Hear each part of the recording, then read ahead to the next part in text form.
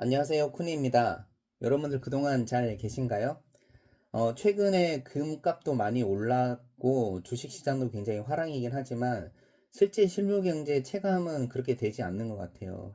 제가 작년에 영상을 몇 번 올렸었는데 인플레이션에 대비해서 해지를 해야 된다. 그래서 달러나 금을 사야 된다라고 말씀을 드렸었고 당시에 금을 사야 된다고 말씀을 드렸을 때는 아마 80만 원대였던 걸로 제가 기억을 해요.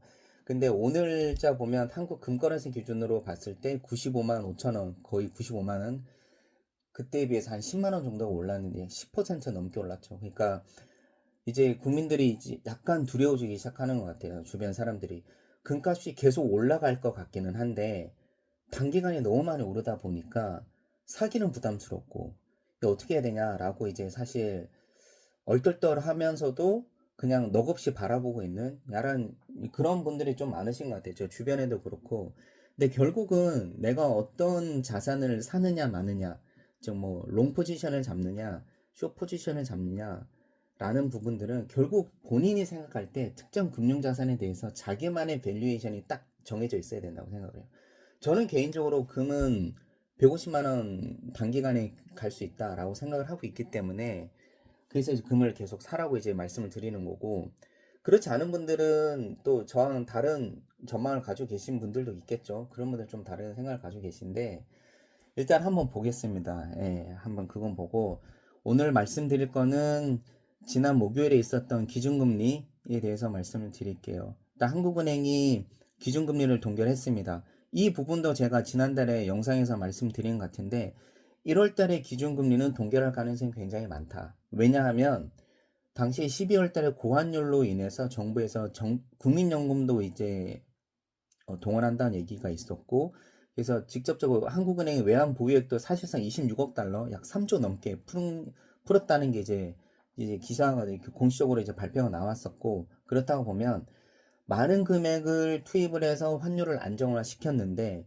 1월 달에 금리를 인하시키게 되면 그 정책이 사실상 무용지물이 되는 거기 때문에 1월 달에 금리는 동결할 가능성이 많다라고 이제 제가 영상에서 한 두 번 정도 한 번인가 두 번 정도 말씀을 드린 것 같은데 그 결국 이제 동결로 이제 결정이 됐고 현재 스탠스가 작년에 10월 11월에 있던 한국은행 스탠스하고 조금 바뀌었습니다.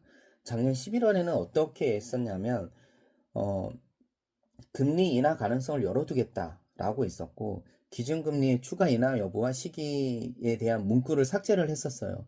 근데 대신 이번에는 어떻게 결정이 됐냐면 성장세 회복을 지원해 나가되 대내외 정책 여건의 변화와 이에 따른 물가 흐름, 금융 안정 상황 등을 면밀히 점검할 거다라면서 기조 변화를 공식화했다. 그러니까 기조 변화를 공식화했다라는 거는 당분간 금리 인하는 없다라고 생각할 수 있을 것 같아요. 그러니까 지금 가장 큰 이벤트가 있는 게 6월달에 지방선거가 있고 다음 달에 설 연휴가 있습니다. 그러니까 아마 본격적으로 그 국민들이 체감하는 거는 물가가 굉장히 많이 올랐다라고 지금도 많은 분들이 체감을 하시겠지만 더 확실하게 깨닫는 부분들은 아마 설 연휴가 되지 않을까 생각을 합니다.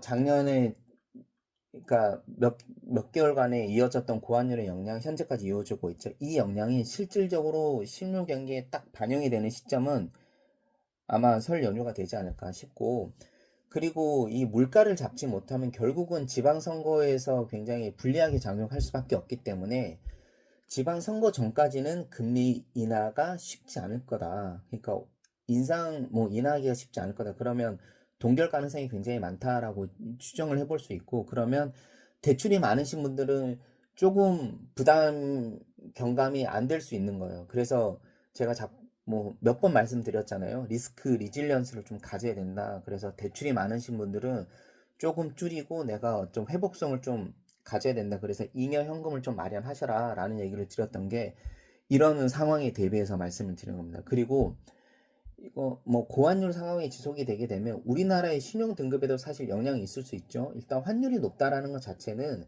그 나라의 경제 펀더멘털이 약하다라는 걸로 볼 수 있고 그 의미는 결국 그 나라의 국가의 부도율이 올라간다라는 거고 그 국가의 부도율이 올라가면 그 국가에 속히는 국민들의 신용도도 당연히 떨어지게 되니 나의 대출 금리도 올라갈 가능성이 많다라고 이제 크게 보면 로직으로 이렇게 생각할 수 있는 거고, 지난번에 제가 영상에서는 대출금리가 어떻게 산정이 되는지, 금리가 인하됐음에도 불구하고 내 대출금리는 많이 줄지 않는다. 왜 그런지에 대해서는 지난번에 대출금리가 어떻게 산정되는지에 대해서는 한번 말씀을 드렸을 테니까 그 영상을 참조하시면 될 것 같고요.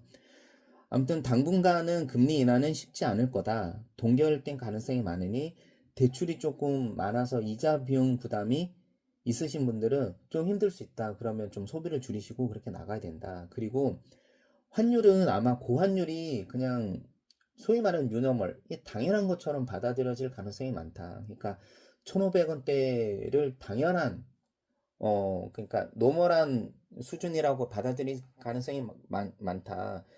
사실 처음에는 뭐 1,400원대 환율이었다가 뭐 1,450원이 넘어서게 되면서 국민들이 굉장히 이제 쇼크하게 이제 와닿았다면, 이게 사실 처음에 좀 충격이 제일 큰 거고, 그게 좀 지속이 되다 보면 좀 만성화되는 경향이 있잖아요. 그렇다고 보면 그 시장의 경제 주체들은 생활 패턴을 바꿔버립니다. 예를 들어서 기름값이 많이 오르게 되면 굉장히 부담스러워 하다가, 충격을 받으면서 부담스러워 하다가 어느 순간 그게 고유가가, 기름값이 계속 높은 수준을 지속적으로 유지하게 된다면 생활의 패턴을 바꿔버리는 거죠. 자동차를 이용하지 않고 대중교통을 이용한다라든지, 아니면 자전거를 이용한다라든지, 웬만한 거는 걸어 다닌다라든지, 이렇게 생활 패턴을 아예 바꿔버리는 방식으로 시장의 참여자들이 반응을 할 것이기 때문에 고환율에 대해서도 그럴 가능성이 굉장히 높다라고 저는 생각을 하고 있습니다. 그러면 예를 들면 그런 거죠. 외식 횟수를 좀 줄인다. 그래서 아마 집에서 식사를 하는 경우가 굉장히 많아질 가능성이 많다. 그렇게 좀 유추해 볼 수 있을 것 같습니다.